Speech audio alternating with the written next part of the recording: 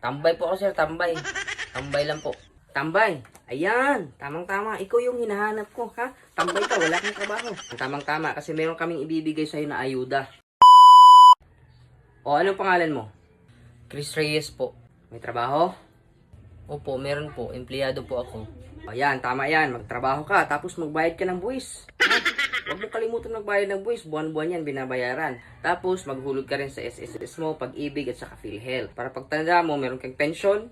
Siyempre, yung pension na matatanggap mo, galing din yun sa hinulog mo. Pagkatapos yun sa Pag-ibig, pwede kang mag-loan. Siyempre, galing din yun sa hinulog mo. Tapos, sa PhilHealth, maghulog ka rin ng contribution sa PhilHealth. Kasi kailangan yan para kung ma-hospital ka halimbawa, sasagutin ng PhilHealth yung mga gastusin. Kaya nga lang, hindi lahat ng gastusin sasagutin ng PhilHealth. Ha? Tapos huwag kang umabsent. Bawal din na malate. Kasi pag na-late ka, tapos umabsent ka, syempre, bawas yun sa sahod. Kaltas yun sa sahod. Ha? Tapos kung gusto mo, pwede ka mag-overtime. Ha? Mag-overtime ka. Kaya lang, walang bayad yung overtime mo. Kasi syempre, nandito ka sa Pilipinas. Okay? Pangalan? Mark Hilas po.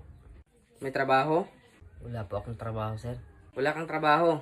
Anong ginagawa mo sa buhay? Anong hanap buhay mo? Meron po akong maliit na business po, sir. Negosyante. Ano negosyo? Shumay po.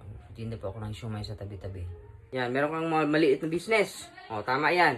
Kahit maliit yung business mo, i-register mo yan sa BIR. Kasi kailangan magbayad ng buwis. Tapos yung mga tauhan mo, kukunan mo ng SSS ha. Kahit 1-2 tauhan lang yan. Yan. Tapos monthly ka na magbabayad. SSS yan at saka Pag-ibig. Required yan ha. Hindi ka pwedeng umangal. Dahil nasa batas yan ha. Wala na akong pakialam kung may kita ka o wala. Basta importante, kami sa gobyerno, meron kami makukuha sa'yo para magamit namin. Di ba? Huwag ka nang magreklamo. Okay? Tuloy mo yan ha. Tapos huwag kang magpasaway kasi mumultahan kita. Ha? Pag hindi ka nagbayad ng buwis, nagtatax mapping ako tapos wala kang mga hinihingi namin mga papel.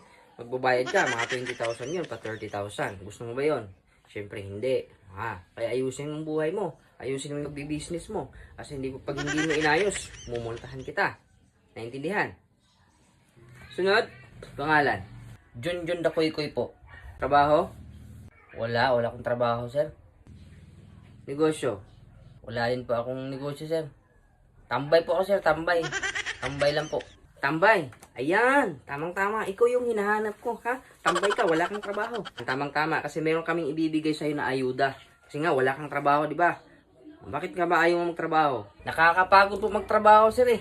Mas mabuti na yung walang trabaho kasi hindi ka pagod. O, tamang-tama. Huwag mo nang alalahanin yun kasi bibigyan ka namin ng ayuda. Bibigyan ka namin ng ayuda worth 5,000. Okay? So, kailangan mo lang gano'n ng barangay certification na yun ay wala kang trabaho, tapos wala kang kinikita, kasi nga tambay ka, kasi nga ayaw mo mapagod, ayaw magtrabaho, tamang-tama, ito yung bibigyan namin sa'yo. Hindi ka mapapagod dito araw-araw, kasi isang beses ka lang pipila, tapos makakuha ka na ng ayuda. Di ba? Ayos ba yun? Tapos pwede ka naman namin bigyan ng trabaho. For example, sa tupad, pwede ka namin ipasok. Kasi nga wala kang trabaho, tapos ano lang, walis-walis ka lang, tapos picture, tapos na. Meron kang matatanggap na pera. Tapos tandaan mo ha, since wala kang trabaho, pag naging senior citizen ka, meron kang libre. Meron kang pension na libre. Kahit wala kang hinulog sa SSS saka sa GSIS, meron kang libreng pension.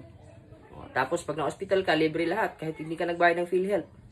Yan yung kagandahan kasi tambay ka. Tapos, sa Pag-ibig, pwede rin. Kahit wala kang hinulugan sa Pag-ibig, pwede ka rin magkaroon ng libreng bahay. Kasi meron programa ngayon ng gobyerno na libreng pabahay. Diba? So, yun kagandahan ng tambay. Kaya kung ako sa'yo, magtambay ka na lang palagi para meron kang ayuda. Tapos pag na-hospital ka, libre lahat. Oo. Hindi ka ma-stress. Huwag mo lang stress ang buhay mo, ha? Okay yan. Go ahead sa pagiging tambay. Only in the Philippines.